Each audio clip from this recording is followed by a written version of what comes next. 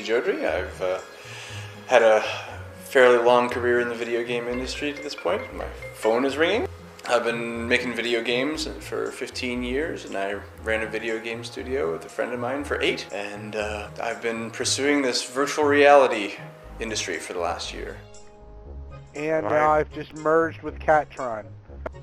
I mean, I thought a lot about, is this going to be the next big thing? Is it going to be a successful industry? And then I decided that I'd worry less about whether it would be a successful industry and more about how I could make it a successful industry. I keyed into some interesting things early, and this sudden compulsion to interact with another humanoid creature in virtual reality was stronger than it was in any other kind of interactive medium. I knew that that was really powerful, and even then it took me another 6 months or so to latch onto what I'm doing now, which is VR chat.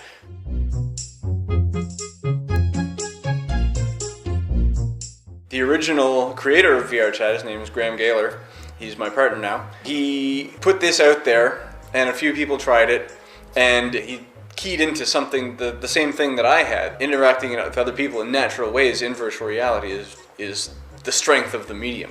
So I started it as a side project over my winter break during my senior year of college at Vanderbilt, which was, I guess, a year ago, like 9 months ago. So I started as a side project because I was bored and didn't have a lot of class over that last semester, and kind of threw together a very basic implementation and put it online, and people really liked it, caught people's attention. It caught Jesse's attention, so he jumped in, really liked it, and that's kind of how we met, actually, was in VR chat. Oh, Lord. The van sits. What do you know? He's just here to watch. Well, there's a lot of surprisingly natural things that happen in virtual reality. You give the people the ability to look around, and just that simple level of body language coming into the product allows other people to start guessing what you're thinking. And it allows you to communicate in a non-verbal way. My name is Caroline Haythornthwaite. I'm Director and Professor at the School of Library, Archival and Information Studies at the University of British Columbia. My particular area is looking at social networks online. It's fascinating, actually. We may get a body language that is an online language, but if you think about how people started sneaking the emotional stuff back into email to begin with, so you start putting the smiley face afterwards. So we have a record of squeezing those sorts of things in. We're going to see things like hand gestures that say, I'm joking. I mean, we're going to get some new kinds of signs. I think that's very interesting. Personal space has become an issue.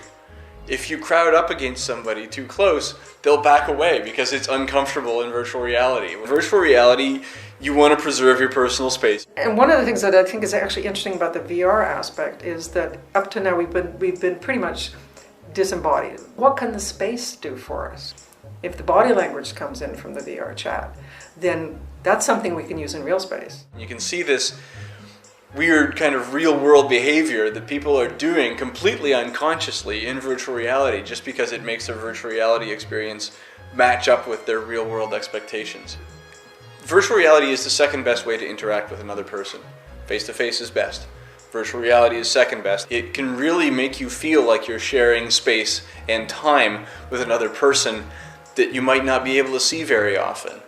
The fact is, when you put the headset on, you can emotionally bond with a computer-generated image of another being in a way that you never could on a monitor. And that, I think, is what I was trying to add to virtual reality.